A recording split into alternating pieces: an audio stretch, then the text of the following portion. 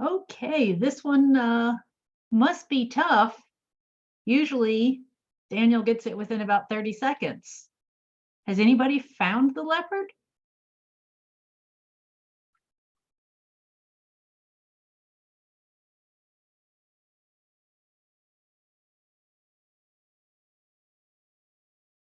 Nobody's found it?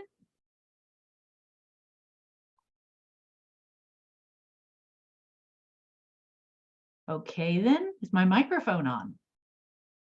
Yes, your microphone's on. Okay. All right. Well, this one is seriously hard. It's right here. You can kind of see the tail here, legs, head. Really a challenging one. All right, so I've discovered the limits of you guys' ability to find these. All right, so let's see. Usual announcements. Assignments are due on Sunday, April 30th. Our last class is coming up fast. We have 3 more to go. The last one is on May 5th. And all of the assignments are going to be due on that Friday. There is not a final exam. The last set of assignments are going to basically be the same kinds of assignments you've been seeing all semester. So nothing new, nothing more difficult than what you've already seen. Okay. So we're going to talk now about bird watching, and we're going to talk about attracting birds to your yard, if you have one, or your balcony, as well as some of the things that are problematic about attracting birds. So there's quite a wide range of topics that are under this umbrella of basically mostly focusing in on wild birds. And so we're going to start with a couple of terms. So there's bird watching, which is exactly what it says, watching birds. You're looking at birds. There's the phrase birding. Birding is generally used by people who, hang on a second, go someplace to look at birds. So this can be going to Plum Island. This can be going to the Amazon River Basin. But people who travel and make effort to go out and see birds. Birders are people who go birding. So going birding means going to look at birds, and a birder is somebody who does that. Now, most birders or bird watchers aren't particularly fussy about the terminology, but some of them are. And then there's twitching and twitchers. These people are the kind of extreme bird watchers or birders. Twitching is the act of trying to spot a rare species of bird,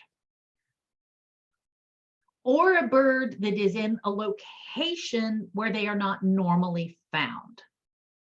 So a twitcher is not just going out and looking at birds. They are going out and looking for California condors, or they are going out and looking for the stellar sea eagle that was seen in Maine last year.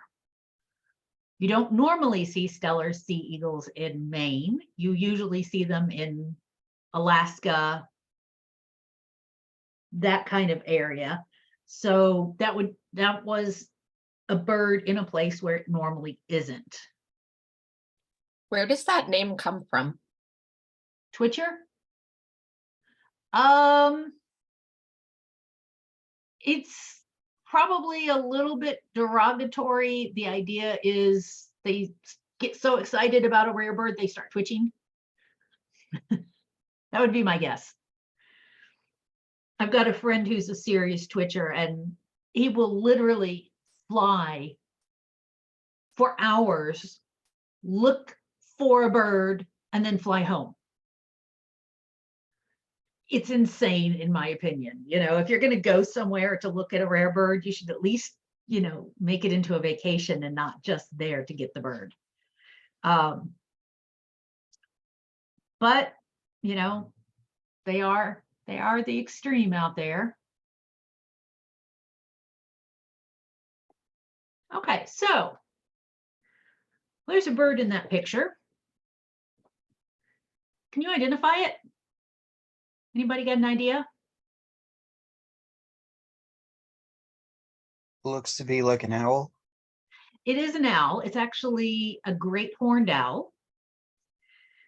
Now, when you are watching birds, one of the things that a lot of people want to do is identify the birds that they're seeing.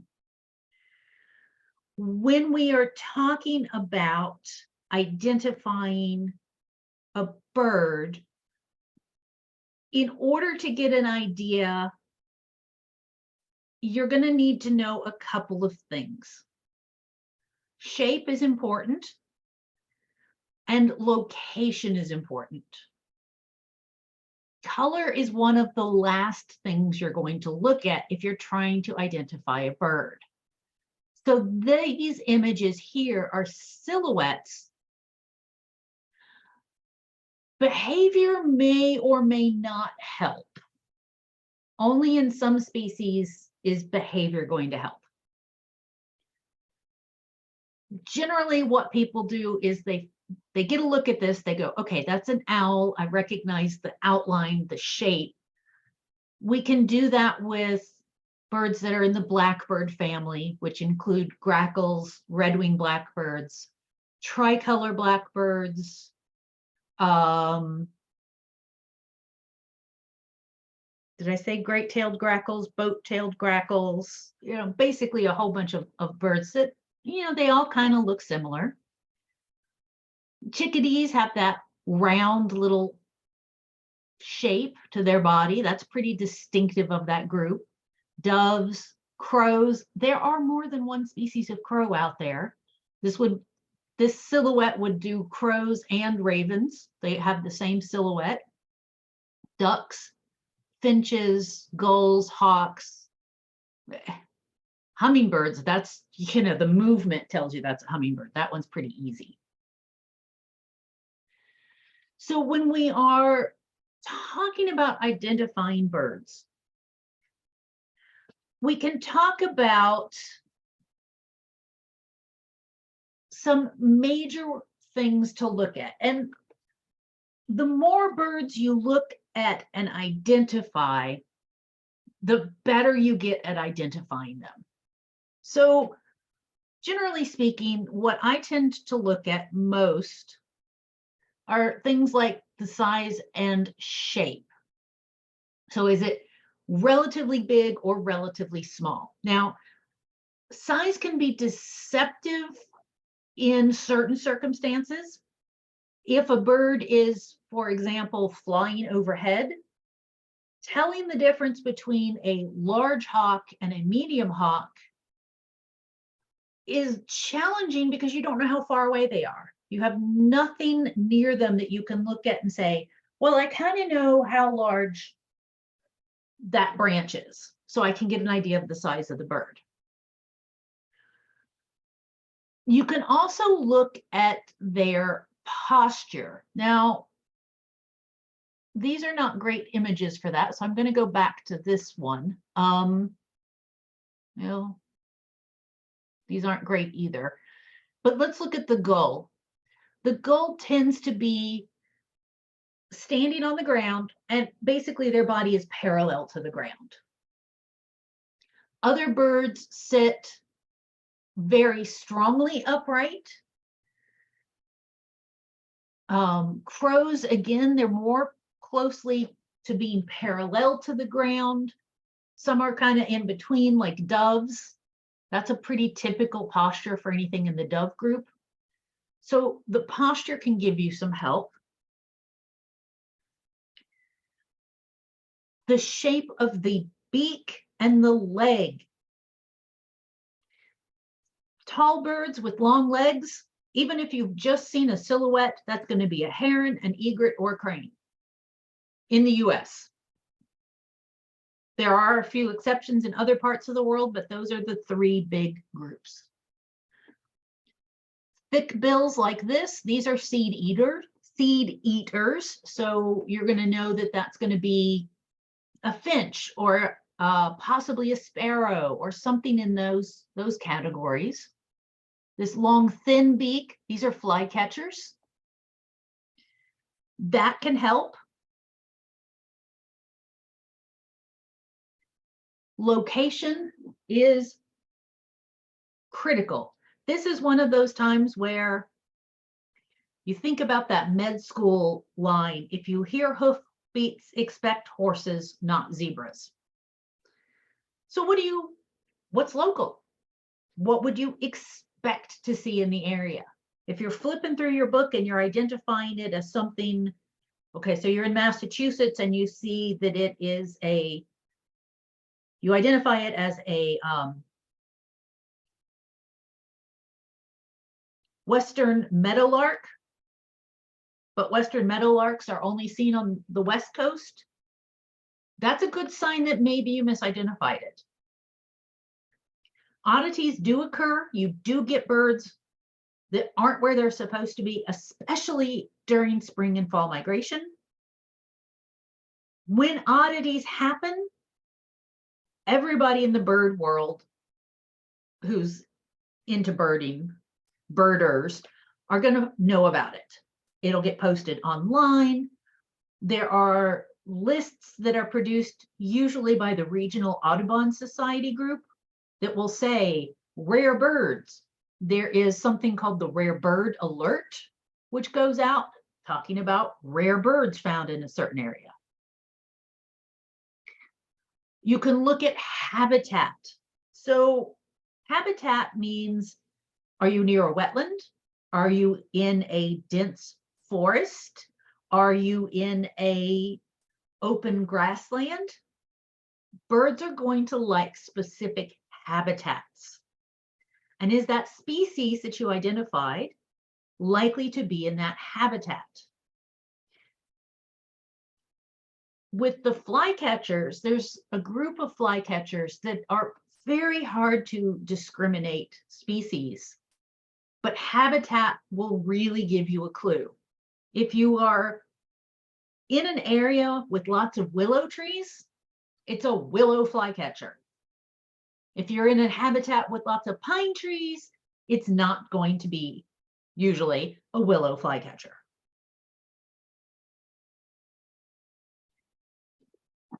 Now, you can't always depend on the glimpse you get of the bird. And yeah, sometimes this is what you get a look at. So lighting can be deceptive. This guy here, I know what it looks like because I can identify it based on these patterns of orange. It's a varied thrush. But a lot of birds, you can't always tell. If they are in bright sunlight, they might look really white. If they're in dense shade, they may look gray. So you've got to take lighting. This is especially true at dawn and dusk. So if you've ever noticed at dawn, a lot of times everything looks kind of pinkish compared to what it looks like later in the day. Or it might look a little goldenish. That's more likely at sunset. So those colors can impact the color that you perceive from the bird. You also have to think about dirt. My husband and I, on my first international trip, we went to Belize and we spotted a bird by the lakeshore. It was a long-legged wader, so we knew it was a heron or an egret. It was white, but it had a gray neck and head. And we were like, I don't know any heron or egret that has this coloration. And we're flipping through our bird books and trying to identify it. There was a bird guide at the launch. We asked them. Yeah. It had apparently stuck its head and neck into the mud, and the mud had dried on its feathers. That was our best guess as to what happened there, because that's just, that's the kind of thing birds do. Pollinators are notorious for getting pollen on their face. So people will often say, yeah, it had a yellow forehead. Okay, a hummingbird with a yellow forehead. That, I can't identify it for you, but I can tell you it's been feeding off of flowers. And I mentioned size. Sometimes it's hard to tell, but sometimes size can be similar between two very similar looking species. So there are two species of hawks that occur in most places in the US. One is called a Cooper's hawk and one is called a sharp-shinned hawk. And here's the tricky part. A large female sharp-shinned hawk can be larger than a small male Cooper's hawk. And they're hard to identify the difference between them anyway. So if it's a large Cooper's and a small Sharpie, that's easy. But if it's a large Sharpie and a small Cooper's, then trying to figure out which one it is, you can't use size.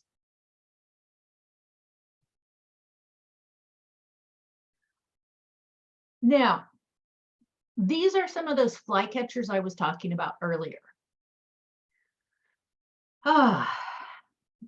These guys are a nightmare to identify in the field.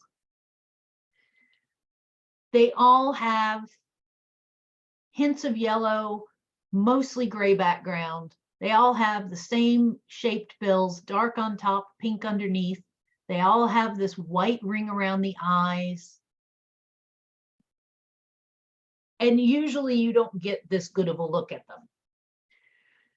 So during migration species, this group of flycatchers, which are called impid flycatchers, most birders identify them by their song because their song is different between the species. And in fact, a lot of birders can identify birds by their call without even having to see them. Some of us are not that good at it. Certainly, I can identify a titmouse by call, a chickadee, usually by call. Robins, I know their song, but not everything. I can't always tell the difference between different songs. So not everyone can do that one. All right, so we've already talked about size and location and why color can be deceptive and size can be deceptive. When we're trying to identify birds that we're spotting, we tend to look for something called field marks.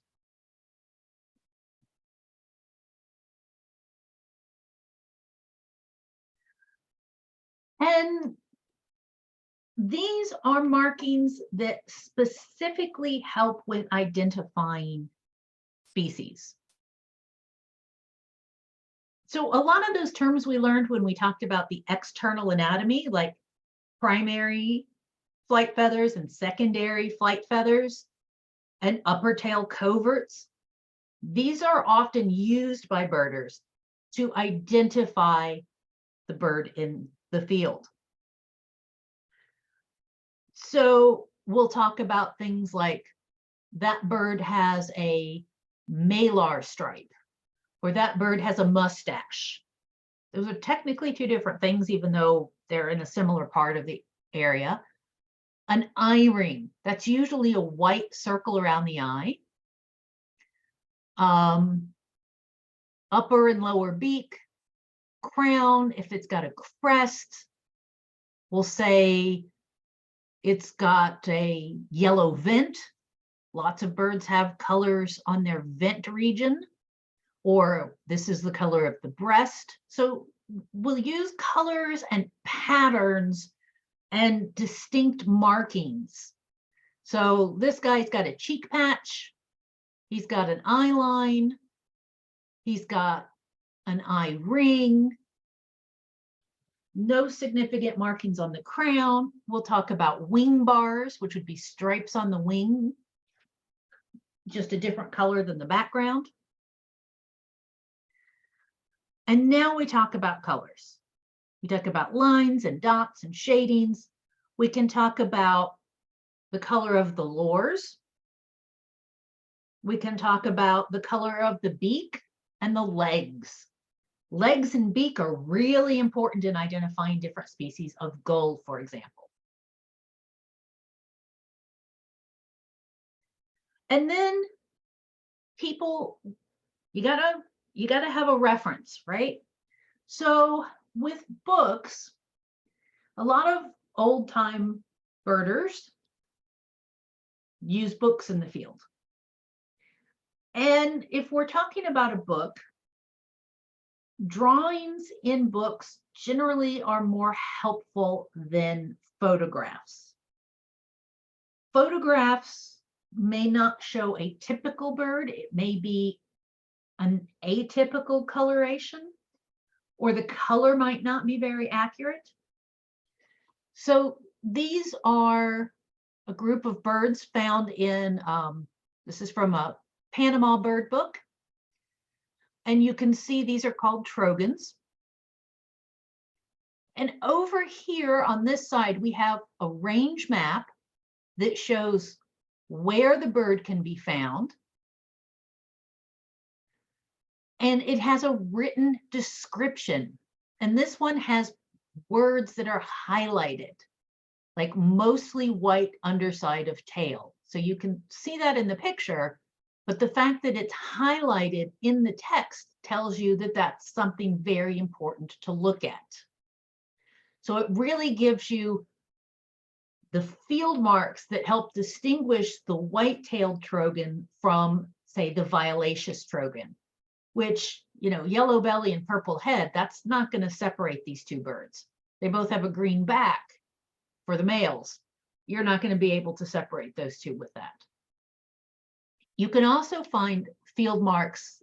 This particular one doesn't have it, but a lot of them will have lines that literally point to specific field marks to look at, like this pattern of stripes and dark and pale areas on the tail. So it might have a stripe, a line pointing at that.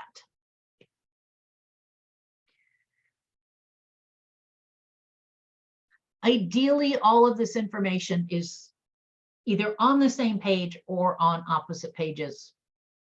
And it has multiple birds on a page that might look similar, be hard to distinguish. Of course, nowadays, we also have apps. And there are apps that can help you identify birds either by sight or by call. There are apps that you can literally turn on the app, hold it up while you've got a bird singing, and it will identify the bird for you. Apps are great because you can, you know, you've got your phone in your pocket, but you've got smaller images and you've got to learn how to use them. And sometimes that can be tricky.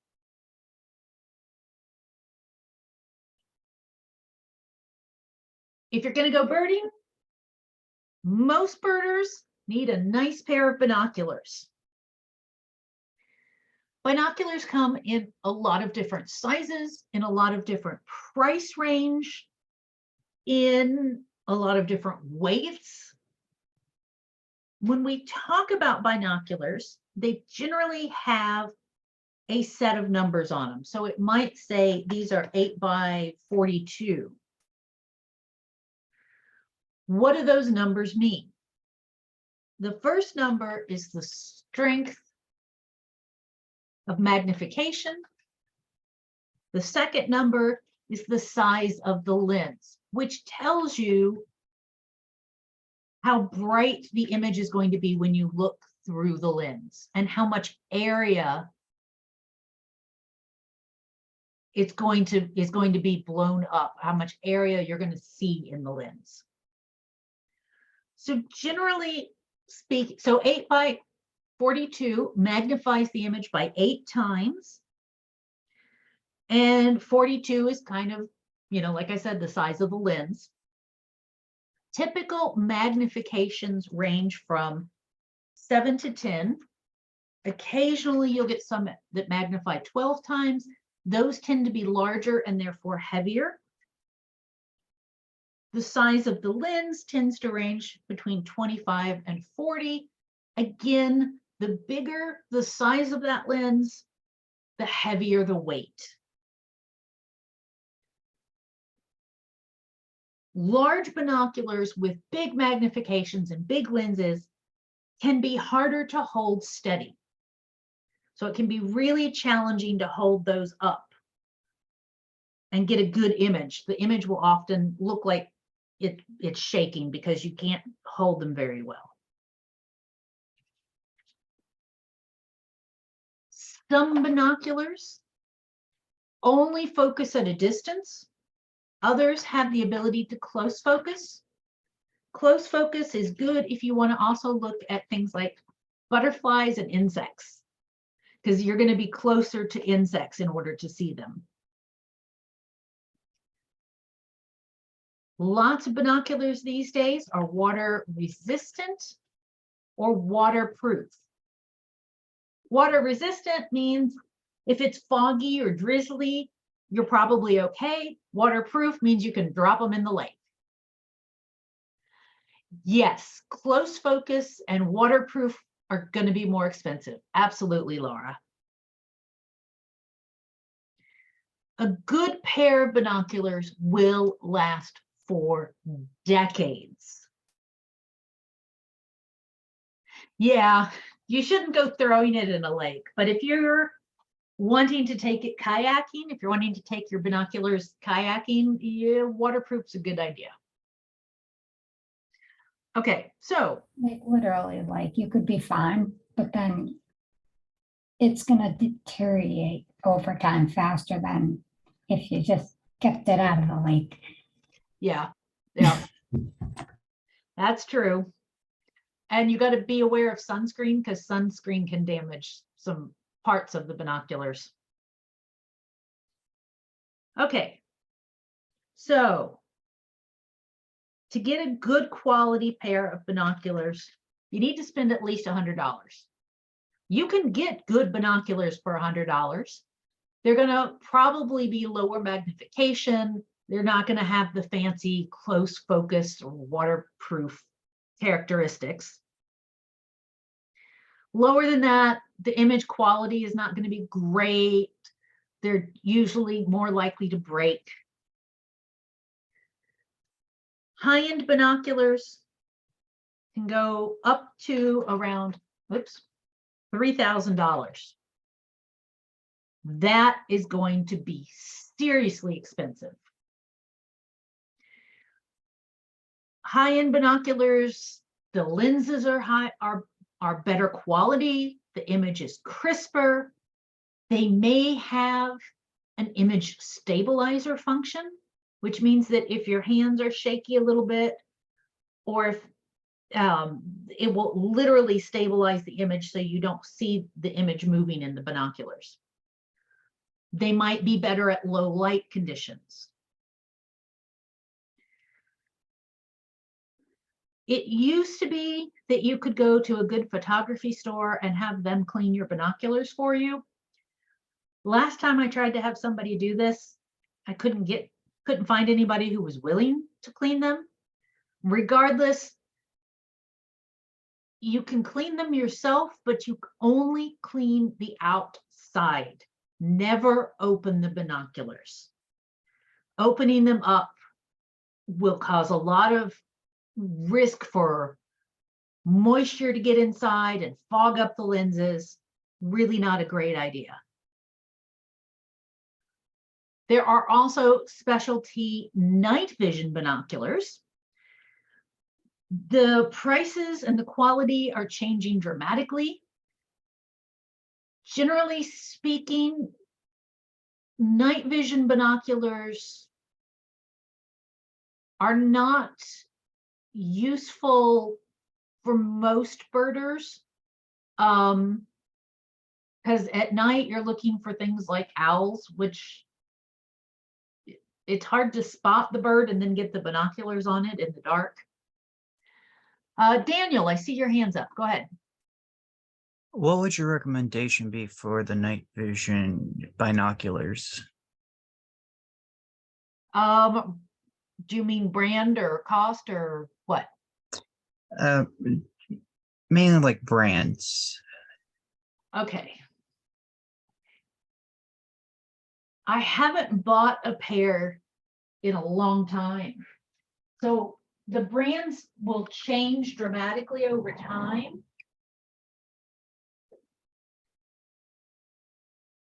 And brands that are good for night vision may not be the same as brands that are good for daytime birding. The pair that we have, these are night vision binoculars. These are Rigel, R-I-G-E-L optics. They're actually a bit of a pain in the ass to use. Don't love them. They're heavy. But like I said, when did we buy these? It's probably been at least a decade. So I'm sure that there are improvements since we bought them. But like I said, we don't use them very often, so it's hard to justify the expense.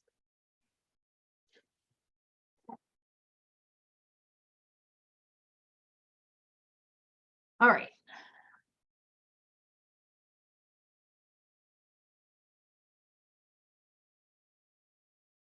Okay. So most binoculars are going to come with neck straps. That's what this is. This is a really crappy neck strap. You see how thin it is? That's going to hurt your neck. You want something wider to spread out the force on the back of your neck. They are easy to use, but like I said, a lot of people find that it's kind of irritating or painful after a while. I know I quit using neck straps some time ago because it was causing pain for me. And now I use a harness like this. So these harnesses are designed to reduce pressure on the neck. So they're adjustable. You can adjust the strap in multiple places.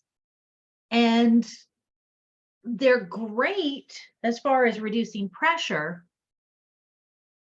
And they're easy to, pick the binoculars up and look at something and put them down. And they're not, if you're going cross country and climbing up rock cliffs, they're not bouncing against you quite as much as if they're just on a single strap. The downside to these harnesses is if you want to take a layer off or put a new layer on, it's kind of tricky. And I have found that to be annoying. This is what's called a spotting scope.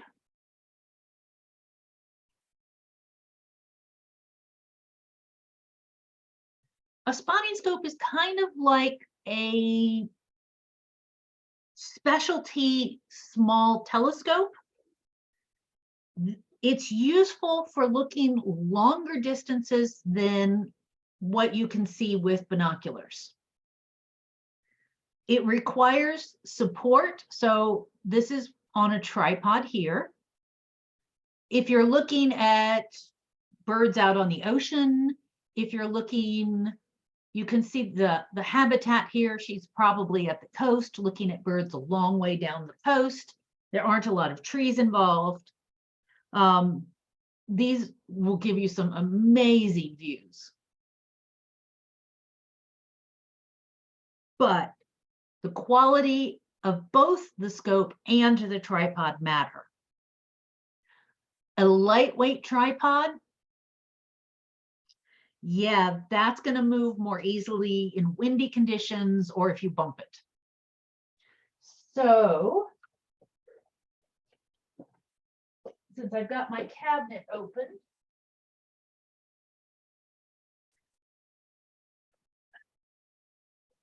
this is my tripod.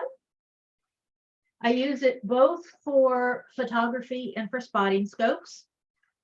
One of the best tricks with tripods, this stuff right here is padding so that you can carry it on your shoulder.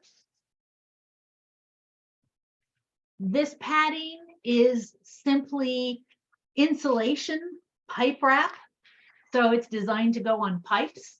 And I've just taped it on with electrical tape and it's lasted for years and makes it much more comfortable to carry. But this thing is pretty heavy.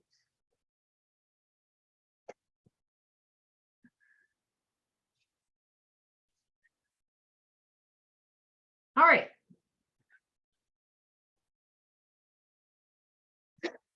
So when you're looking through binoculars, believe it or not, did you want to know how much my tripod weighs?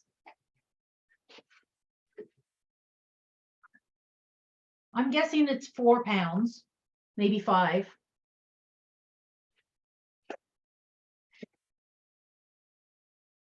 It is seriously nice. Dang, I like it. I like it. It's also more than 20 years old. Yeah. But it probably it's those ones last the best though. Yep. Okay, so looking through binoculars, you would think that, you just put the binoculars up and you find the bird. What you want to do instead is look at the bird. You've got the bird in your eye, and without looking down, bring your binoculars up and put the binoculars between your eye and the bird. So you don't want, if you look down and then bring the binoculars up, then you've got to find the bird again. And you might be surprised at how hard it is to get your head in the exact right position to find the bird again, especially when you're looking through binoculars and you're not seeing nearly as much of the background that you see with your naked eye. So there's a lot of things that can distract you from that. That is the magic trick to using binoculars.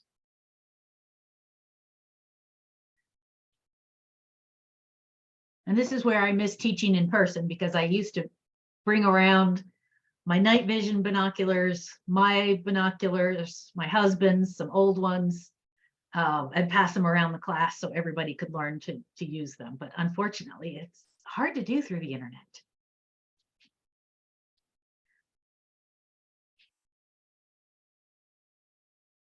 Okay.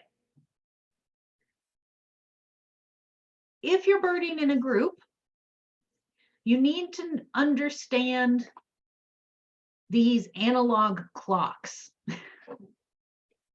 So when birders have spotted a bird and they're trying to give directions to that bird, one of the first things that they will do is they will say, that bird is at 3 o'clock. What it means is whatever, if there's like a tree or a wall of trees, the bird is about halfway up on the right-hand side. That's 3 o'clock. 11 o'clock, almost to the top on the left-hand side. Pointing can help, but not always. Verbal directions, you've got to give enough detail for people to follow it. So you might say something like, see that, I'm describing the tree across the street. See that Bradford pear across the street? And go up to where it forks, follow the left fork, go to the 3rd branch, and then go to the left, and right about 8 o'clock is where you're going to find the bird. So you give those detailed directions like you're giving them directions for how to get there from something that is easy for them to find. If you go out with a birding guide, and you can do that, Audubon societies often have bird walks, and they welcome people to come out who don't know what they're doing and learn how to bird. It's a great opportunity, a great way to learn this. And a lot of times those guides will have a laser pointer, and they'll be able to use the laser pointer to help you find the bird.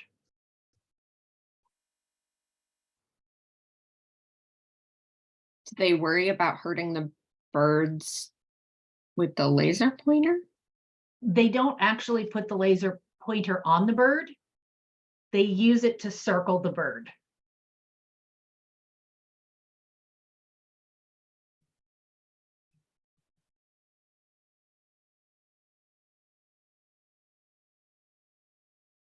Okay, so most people who get serious about birding, and serious doesn't mean obsessive, but just, you know, doing it a lot, keep lists. And most birders keep a grand list called a life list that lists all of the birds that they've seen and identified. Now, it may or may not be organized. It may or may not be complete. I have a life list, but my life list is not organized in any way, shape, or form. I used to keep it organized. There was a software program I had that was very useful for keeping it organized. And then they quit supporting it, and I got a new computer, and I couldn't transfer the program over, and yeah, that was the end of that. So basically, we buy field guides to everywhere we go birding, and we literally mark the birds that we've seen in the field guides. So I have rows of field guides that just have little marks in them to indicate that we've seen the birds. Last time I did a count, I was at right under 2,000 species. Based on how long ago that was, I'm at least at 2,500 now. And remember, there are about 10,000 bird species in the world. So I've probably seen between 1/4 and 1/3 of them in the wild. And I'm not an obsessive type. Obsessive types will also keep state lists, county lists, year lists. So they'll often have all of these other ways of organizing what kind of birds they've seen. Nowadays, there are things like eBird and iNaturalist that you can use to keep track of what birds you've seen. And eBird and iNaturalist can both be accessed by researchers. eBird in particular is used by a lot of ornithologists to collect data on what birds are where and when.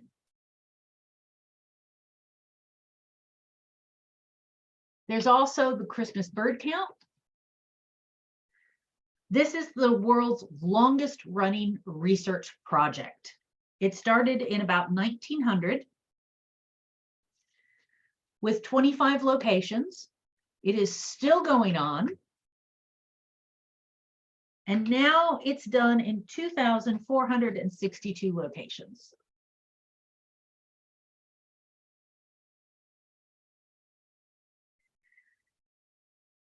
Every year during the month of December, observers go to the same locations. Yes, citizen science or community science. And this is a really good example of one. So if you're doing this and you're an experienced birder, you'll be assigned a circle, a count circle, and they'll tell you, you want to go to this spot, this spot, this spot, this spot. You'll go to those spots. You'll observe the birds that you see, how many of each species, what species there are, and then you report it to Audubon. And this has allowed them to make observations of changes in where species can be found, how common species are, what populations are increasing, which ones are in decline. It's an incredibly useful tool.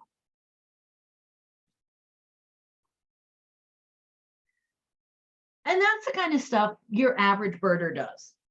Then there is competitive bird watching. Because, you know, there are some people who will compete at anything, and bird watching is one of them. So people who are competitive about bird watching, they're the minority, and they're more likely to be obnoxious bird watchers. There are bird watching tournaments. They're not everybody goes to one location type tournaments, but there are these competitions. I mean, I'm not surprised though, like, are there Yeah. any around here? Not like, are they all like mid-state? Oh yeah, they're everywhere. Really? Oh, Yes. That's So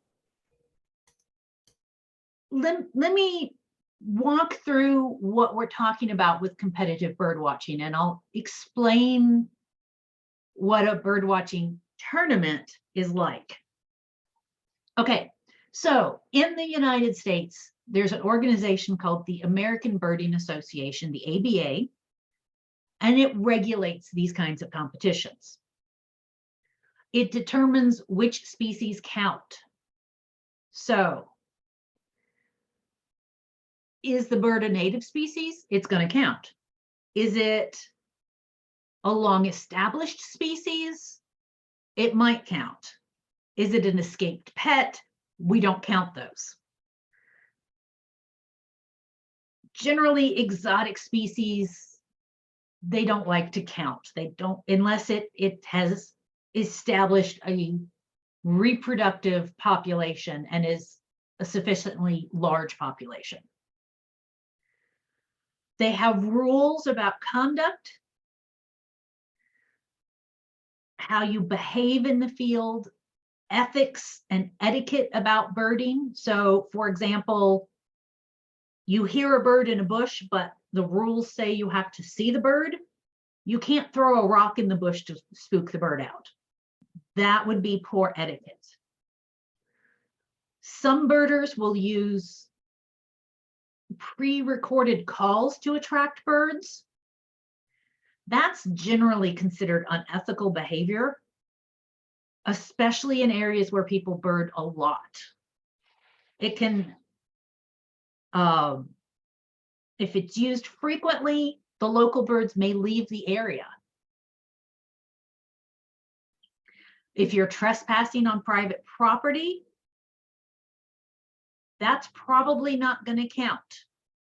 Are people going to cheat? Of course they are. Because if there's a competition, there are people who will cheat in it. How do they police regulate that? How do They they? don't. It's all self-reported. And so these competitions generally are things like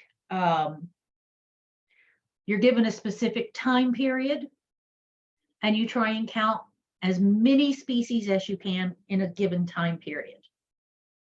So that can be a day, which is generally a 24-hour day. So you can start before dawn looking for owls, finish after dusk looking for owls. There's the big year.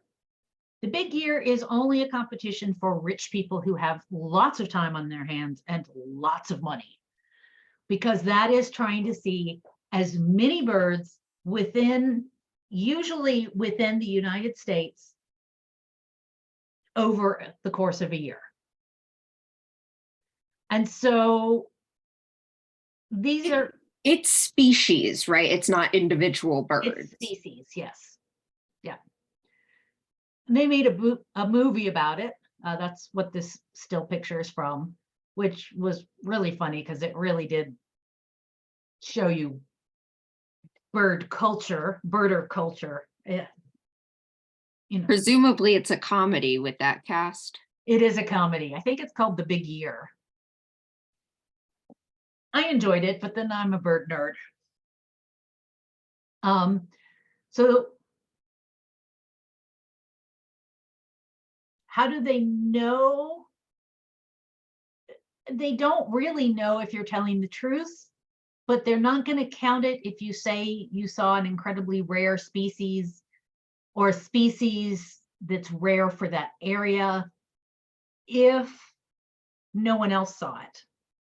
So if you're the only person in New England and you say, I saw a stellar sea eagle on my big day, and nobody else has seen a stellar sea eagle in New England in the past year, they're not going to believe you.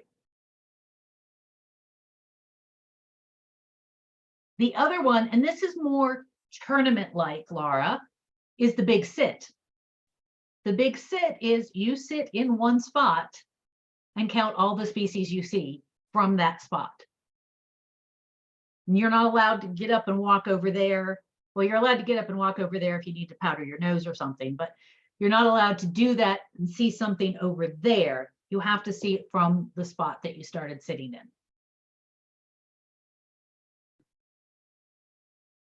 The big year record. I don't know about last year. This was the year before. 726 species in the US. Now, that's really good, especially when you consider that there are 670 indigenous species in the US. So there are 675 species that are considered native and naturally occurring in the US. So how do you get almost 50 more species? Well, you do a couple of things. One, there's a place, I think it's in Texas, where you can see across the border into Mexico. And if you're in Texas and you spot birds at the dump in Mexico, I think you can count those.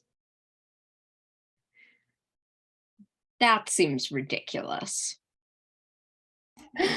The big year thing is yeah, ridiculous. If we're talking about a competition for birds in the United States, that seems like it's pushing it. That's like, really I pushing. found them at like the border of Mexico. Like, okay, like that's just. I mean, I get what you're saying, but like, Yeah, yeah. rules The are other rules. The other big place to do this kind of borderline sketchy thing is in the Pribilof Islands, which are islands off the coast of Alaska. And if you go way out to the very end, you can see into Russia. So you're getting species from there that are not.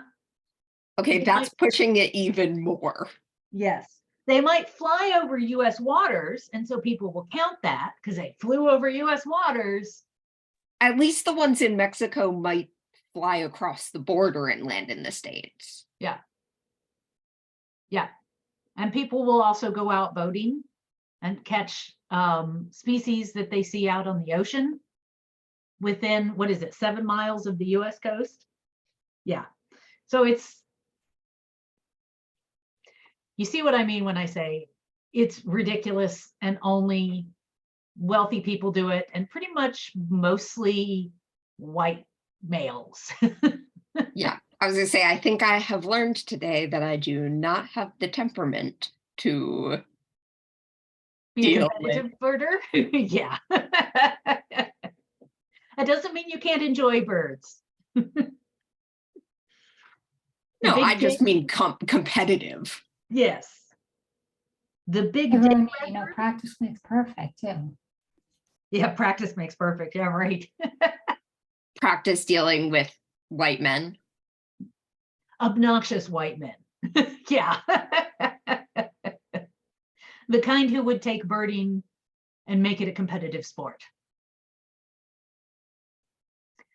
The record for the big day was 354, which is seriously impressive. Do you know where they were? California. Because in California, in one day, you can start high up in the mountains in high altitude habitat, and in the same day, get all the way down to the ocean. And if you're birding in all of those different habitats, you can get that many different species.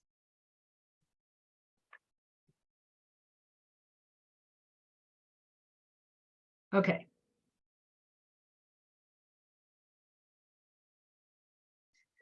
So the other question we have to ask ourselves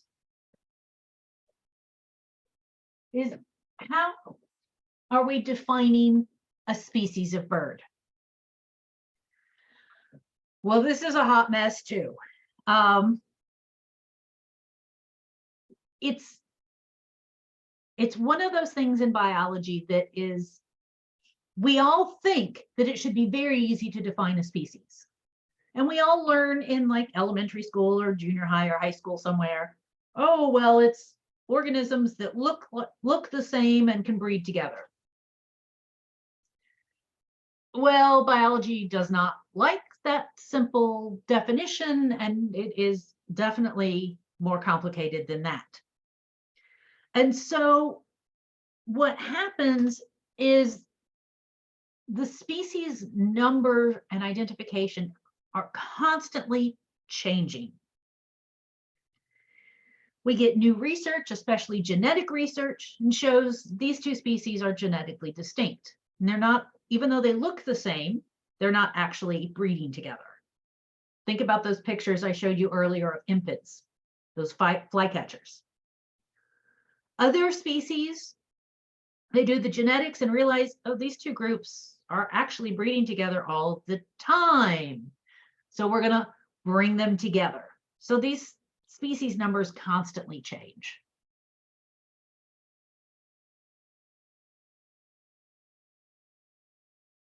Okay, so that's your basics of bird watching.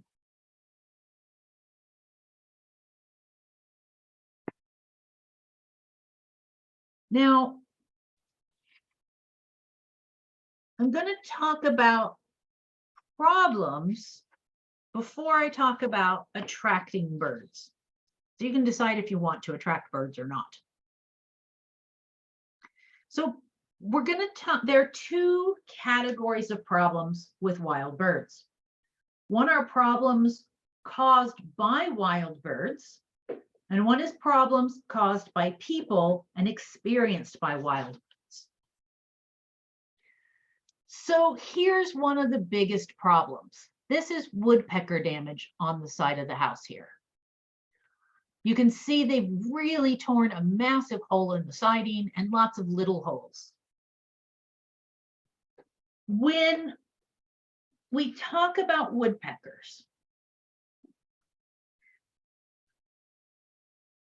generally we have a problem with noise in the spring during breeding season.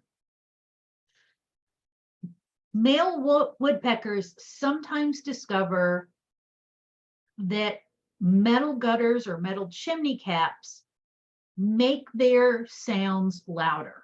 So they're normal, instead of singing a song, they literally drum against a tree or something. And if they discover a metal gutter, whew, hey, I'm even louder now. Louder calls are more likely to attract mates and discourage other males. Attaching strips of mylar or mylar balloons, mylar's that silvery material. This can discourage them, but they're pretty persistent. And this is a problem that still doesn't have an easy solution to it. The damage is a different problem. So these small holes are signs that there's insects in the wood, and the woodpeckers are going after those insects. Eliminate the insects, like termites, but yep, there can be lots of different insects in the walls. Eliminate the insects, the woodpeckers will go somewhere else. That one's easy. Birds will also eat the wrong thing. If you've got a koi pond, you're gonna get great blue herons, and they are going to eat your goldfish or your koi. There's no way around it. You're gonna lose some fish. Hopefully you can manage to not lose too many, but that's it's not a problem for the heron, but it's a problem for people. In their defense, they are like neon colored. It's like you've put them out there and have gone, look, Yeah. here's a gift. Yes. Yeah. And a lot of times they're not as scared of things approaching the edge of the pond as wild fish would be, because they're used to being fed. Yeah. Feeding birds will attract a lot of birds, often lots of songbirds, small birds, doves, finches, sparrows.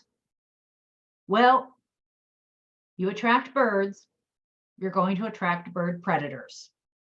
And those bird predators include hawks. So sometimes you might witness a hawk take a bird from your feeder area.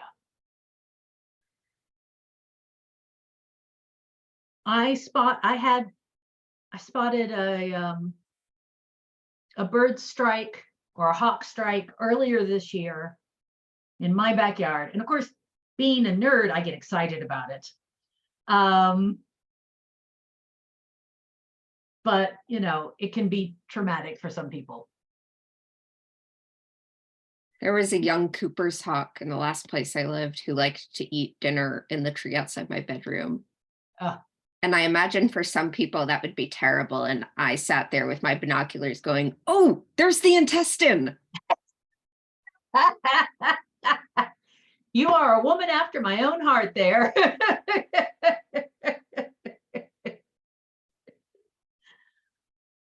If you grow fruit, birds are going to eat your fruit. Now, there are people like me who plant fruiting plants because I want to grow fruit for the birds. But if you're trying to grow it for yourself, this can be an issue. Blueberries may need to be covered with netting to keep birds out, but anti-bird netting can sometimes entangle birds, snakes, and other wildlife. So it's not a harmless solution. And of course, hawks and owls can sometimes take pet pigeons, backyard chickens, small dogs, and outdoor cats. If you let your pets outside, especially unsupervised, and they're not good sized, there is a risk that you will lose them to predators. My household is currently in between dogs, and one of the concerns that we have, we're thinking smaller dog because of this, our house is a little on the small side. Our backyard's a little on the small side, but we know we have great horned owls in the area. We know we have coyotes in the area, and those are concerns, especially with little dogs. So we haven't quite figured out what we're going to do there, but it is something to consider. Yes, I know you guys are in a mood. Sorry. Lower energy, larger dog. Yeah. I'm thinking older dog. Well, we can also have problems with bird droppings. Birds will often return to the same location to sleep every night. And during the non-breeding season, some species will flock in large numbers. And you can get cars that look like this. You may have heard that bird droppings damage paint jobs. So here's the tricky part. I'm not convinced that that's true. And the reason I'm not convinced that it's true is because when I tried to find out, do bird droppings damage paint jobs on cars? The only sources I could find that claimed that that was true are car painting services, which makes me suspicious. You know, if somebody's trying to sell you something, you can't trust them to tell you the truth. You not only can get droppings on your car or on your driveway or whatever, if you've got a pond or live near water, you can get things like Canada goose droppings. Canada geese are attracted to mowed lawns, especially if it's near water. So I know that it can be a problem on the Danvers campus.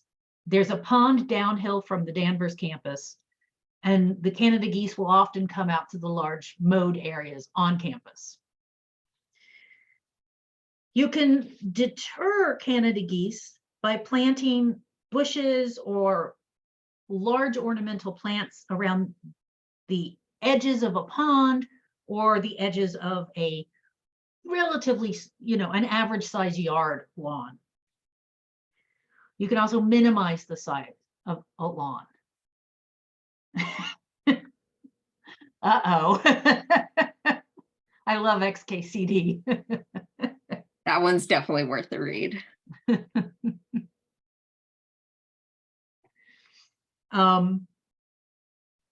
The other thing you can do is you can use dead goose decoys. They literally sell decoys of dead geese. You just have to remember that you got to move them regularly. Otherwise, the geese get used to them.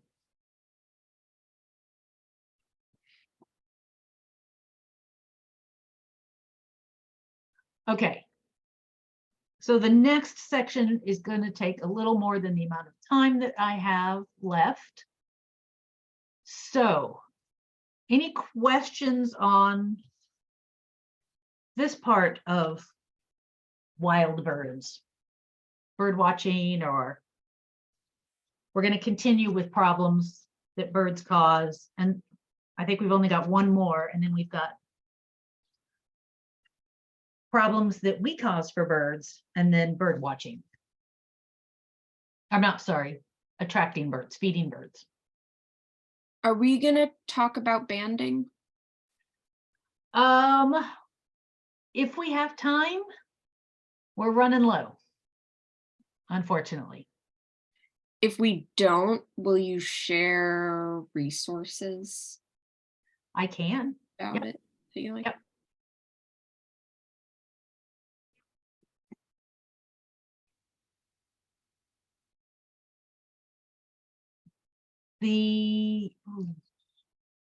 There is an banding station out near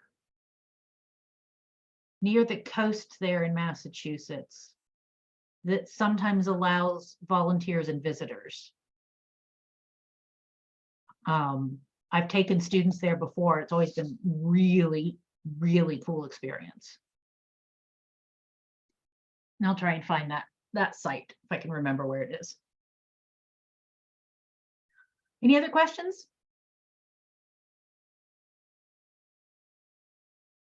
All right, then I will see you guys on Thursday.